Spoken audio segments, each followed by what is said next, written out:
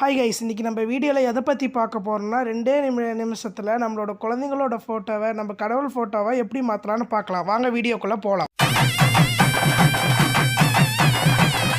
நம்ம க்ரோம் ப்ரௌசருக்குள்ளே போயிடலாம். கூகுள் க்ரோம்குள்ளே போயிட்டு சர்ச் பாரில் உங்களுக்கு பிடிச்ச நான் இப்போ முருகன் இமேஜின்னு டவுன்லோட் பண்ணிக்கிறேன். நான் இப்போ ஒரு முருகன் இமேஜை செலக்ட் பண்ண போகிறேன். இப்போ நான் அந்த முருகன் இமேஜை டவுன்லோட் பண்ணிட்டேன். உங்களுக்கு பிடிச்ச இமேஜை நீங்கள் டவுன்லோட் பண்ணிக்கலாம். இப்போ நம்ம மறுபடியும் கூகுளில் போயிடலாம். அந்த சர்ச்சுங்கிறத தொட்டு நான் டைப் பண்ணுறத டைப் பண்ணுங்கள். இப்போ ஃபஸ்ட்டு ஒரு ஐக்கான் வரும், அதை கிளிக் பண்ணி உள்ளே போங்க. அதுக்காட்டி நம்ம வீடியோக்கு ஒரு லைக் பண்ணி ஷேர் பண்ணுங்கள். கீழே ஃபஸ்ட்டு ஒரு லிங்க் வரும், அதை முதல்ல டச் பண்ணுங்கள்.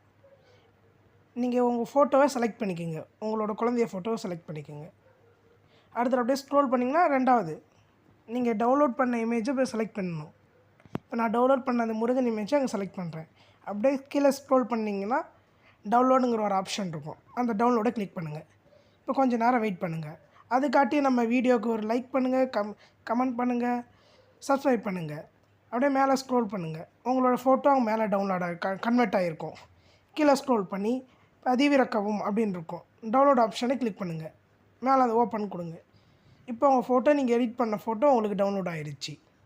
இப்போ இந்த வீடியோ நம்ம எடிட் பண்ணியாச்சு.